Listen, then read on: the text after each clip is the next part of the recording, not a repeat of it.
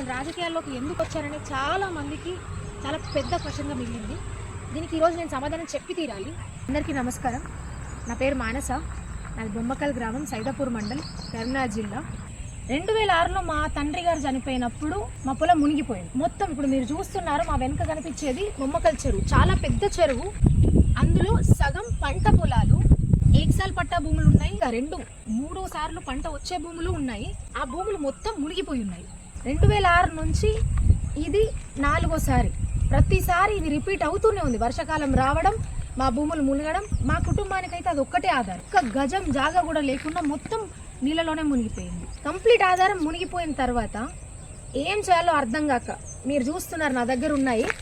ప్రతి ఒక్క డివిజనల్ ఆఫీసర్ని, కలెక్టర్ ఆఫీసర్ని అందరినీ కలుస్తూ వచ్చాము. ఎగ్జిక్యూటివ్ ఇంజనీర్ ఆఫీస్ని 2022లో కలిసాం. మీరు పేపర్లు చూడొచ్చు. కలెక్టర్ గారిని 2022లో కలిసాం. అందరం ఎంతమంది అయితే దీంతో ఇబ్బంది పడ్డారో ప్రతి ఒక్కరు వెళ్ళడం, కలవడం. రెవెన్యూ డివిజన్ ఆఫీసర్ ఇది చూడొచ్చు, 2020లో కలిసాం. మేము కలవడం, ఆర్డీఓ ఆఫీస్ 2022, వాళ్ళ చుట్టూ తిరగడం, మళ్ళీ కలెక్టర్ ఆఫీస్.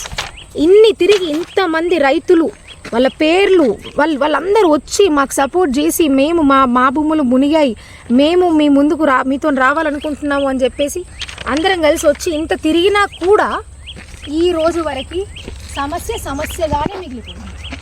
ఇప్పటికీ దానికి ఒక్కరు కూడా వచ్చి సమస్య సాల్వ్ చేసే వాళ్ళు అసలు లేకుండా పోయారు. ప్రతిసారి ఎలక్షన్స్ రావడం, ఎవరో ఒక అధికారి రావడం, మేము సాల్వ్ చేస్తామని, మీరు ఓట్లు వేయండి, మమ్మల్ని గెలిపించండి, మేము సహాయం చేస్తామని వాళ్ళు ముందుకు రావడం, మేము వాళ్ళని నమ్మి వాళ్ళకి ఓట్లు వేయడం, వాళ్ళు గెలవడం, వెళ్ళిపోవడం. ఇవే ప్రతిసారి జరుగుతూనే ఉంది. ఒక్కరన్నా దాని తర్వాత వచ్చి అయ్యో మీరు నాకు ఈ సమస్య చెప్పారు, మరి దీని మీద నేను కంప్లీట్గా నేను చర్య తీసుకుంటాను అని చెప్పి వచ్చి సాల్వ్ చేసిన వాళ్ళు లేరు.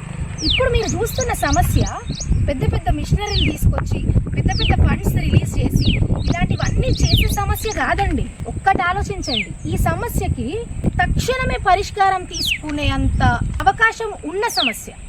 ఇప్పుడు మీరు చూస్తున్న చెరువుకి ఒక కుంట ఉంది. ఆ కుంటకి అక్కడి నుంచి నీళ్లు రిలీజ్ చేస్తే ఒక్కరోజు చాలు మా భూములన్నీ తేలడానికి. ఒక్క రోజు. ఇలా మేము విసిగిపోయి ఇప్పటి వరకు ఎవరు రాక ఈరోజు మీ ముందుకు నేనే వచ్చి ప్రశ్నిస్తున్నా. ఒక్కసారి ఆలోచించండి. రాజకీయ నాయకులకు డబ్బే బలం, కానీ మన యువతకి మన ఆలోచనే బలం. నాకు ఎలాంటి కుటుంబ బలం లేదు, డబ్బు బలం లేదు, కులం, మతం ఎలాంటివి లేవు.